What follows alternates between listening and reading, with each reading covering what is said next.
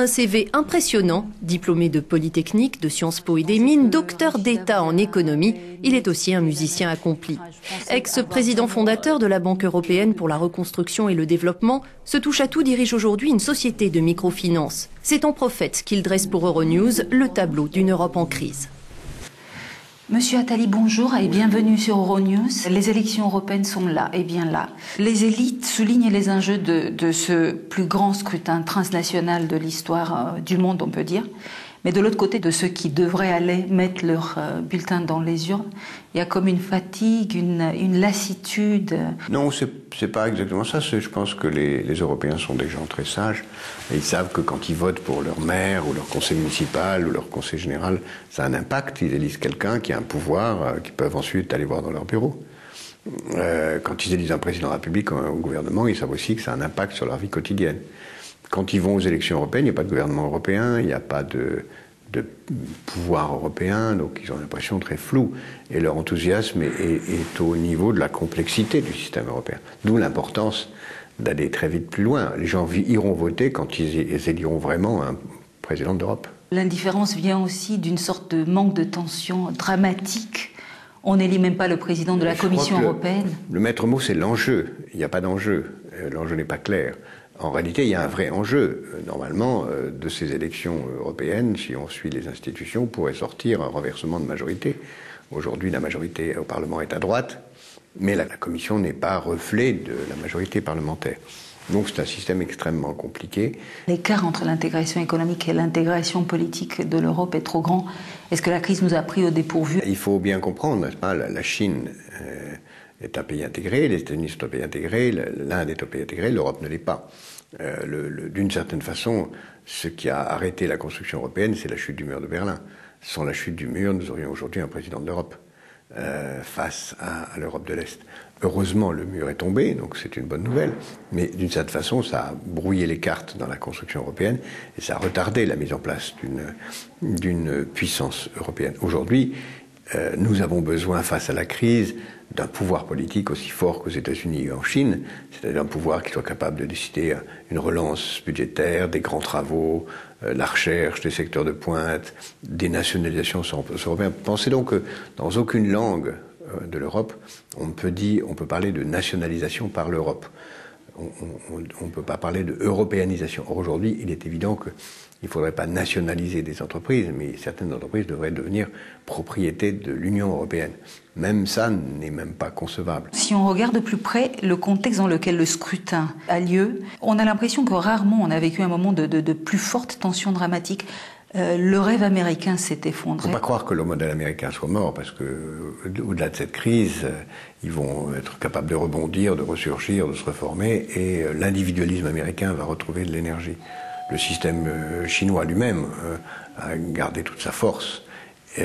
Mais c'est vrai qu'aujourd'hui, le modèle du respect des services publics, du développement d'une justice sociale, d'un État protecteur et orienteur de l'évolution globale, qui est le modèle européen, d'une couverture sociale en matière d'éducation et de sécurité très fort, est un modèle qui devrait devenir universel.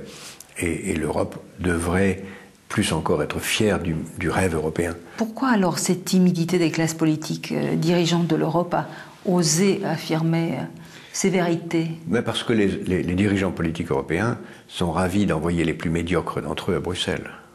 Je répète, sont ravis d'envoyer les plus médiocres d'entre eux à Bruxelles. Pourquoi? Parce que comme ça, ils conservent le pouvoir réel dans les pays.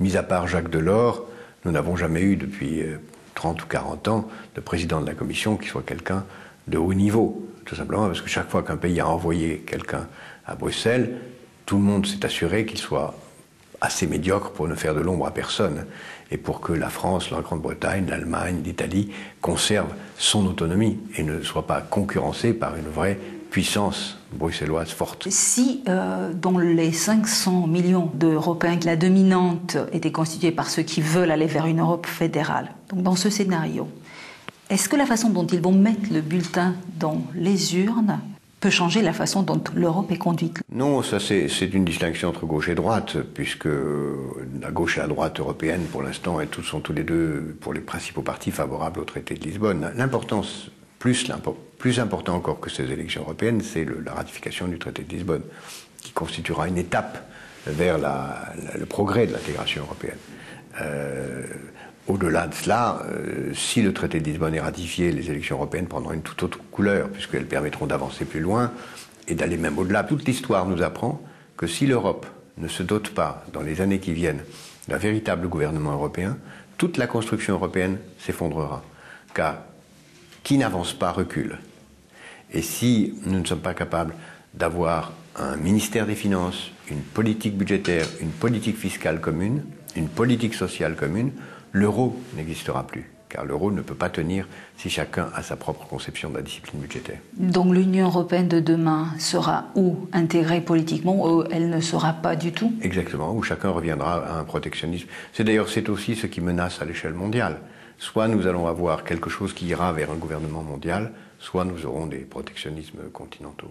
Pourtant, quand on prononce aujourd'hui cette syntagme gouvernement mondial, on fait peur à plus d'un. Bien sûr, c'est normal, puisque c'est quelque chose qui paraît fantasmatique. Mais il existe gouvernement mondial dans bien des domaines.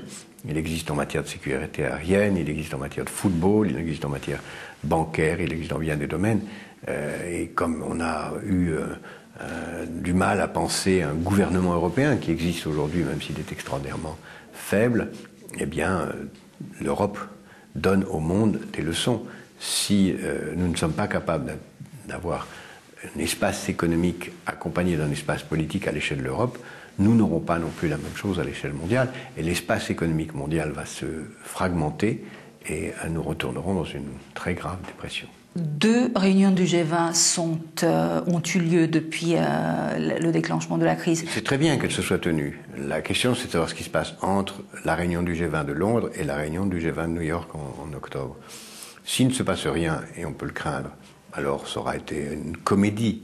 Si, au contraire, dans cette période, on met en place toutes les réglementations qui ont été évoquées à Londres, réglementation des hedge funds, des banques, des agences de notation, mécanismes de contrôle, on aura le début d'une réglementation mondiale qui est absolument nécessaire.